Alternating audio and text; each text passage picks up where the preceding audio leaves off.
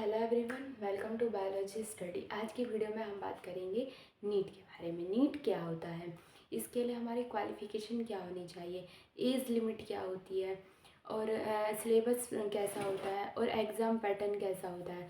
तो चलो let's start video. सबसे पहले हम बात करते हैं नीट। नीट की फुल फॉर्म क्या होती है, तो national eligibility entrance test. NT की फुल फॉर्म क्या होती है, नेशनल टेस्टिंग एजेंसी। यह पेपर एक साल में एक बार कंडक्ट कराया जाता है। ये नेशनल लेवल का एग्ज़ाम होता है जो एनटीए द्वारा कंडक्ट कराया जाता है। अब बात कर लेते हैं हम इसकी एज लिमिट की। इसमें एज लिमिट कितनी होनी चाहिए, तो बच्चों देखो, इसमें मिनिमम एज 17 ईयर्स होनी चाहिए। अगर आप 17 ईयर्स नहीं हैं तो आप इस एग्ज़ाम के लिए अप्लाई नहीं कर सकते। एनटीए दो एग्ज़ाम कंडक्ट कराता है, एक तो नीट यूजी और एक नीट पीजी। तो चलो इन दोनों के बारे में हम डिफरेंट देखते हैं कि नीट यूजी वाला कौन दे सकता है और नीट पीजी कौन दे सकता है।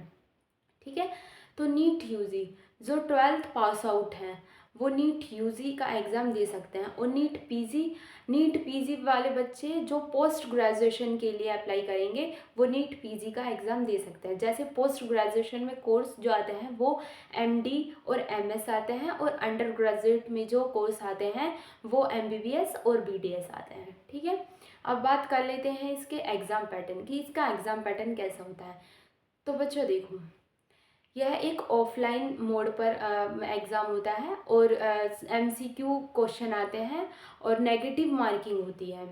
और इसका syllabus chemistry, physics, botany, zoology ही आता है।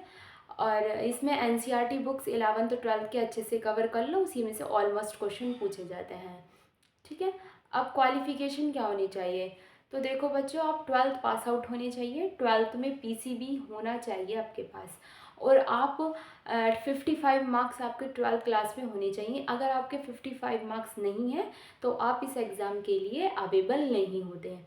अब बात कर लेते हैं इसके एग्ज़ाम पैटर्न की कि इसका एग्ज़ाम पैटर्न कैसा होता है। तो बच्चों इसमें दो सेक्शनों में डिवाइड रहता है, सेक्शन ए और सेक्शन बी। सेक्शन ए में हमारे 35 क्वेश्चन आते हैं और सेक्शन बी में हमारे 15 क्वेश्चन आते हैं। सेक्शन ए में जो हमारे 35 क्वेश्चन आते हैं वो हमें 35 के 35 क्वेश्चन अटैम्प्ट करने होते हैं। पर जो सेक्शन बी में जो 15 क्वेश्चन आते हैं उसमें से कोई हमें 10 क्वेश्चन अटैम्प्ट करने होते हैं। यह अच्छी बात है कि हमें सेक्शन बी में से 15 में से कोई 10 अटैम्प्ट करने होते हैं। पूरे 15 के 15 नहीं करने होते उसमें, कि आप 15 के 15 ही करिए आओ, ऐसा नहीं है। उसमें से कोई 10 क्वेश्चन अटैम्प्ट करने होते हैं जो आपको अच्छे से होते हैं। बच्चों मैंने पहले भी बताया कि इसमें नेगेटिव मार्किंग होती है, तो इसलिए अच्छे से क्वेश्चन को पढ़ें और अच्छे से उसे सॉल्व करने की कोशिश करें, तब आंसर लगाएं।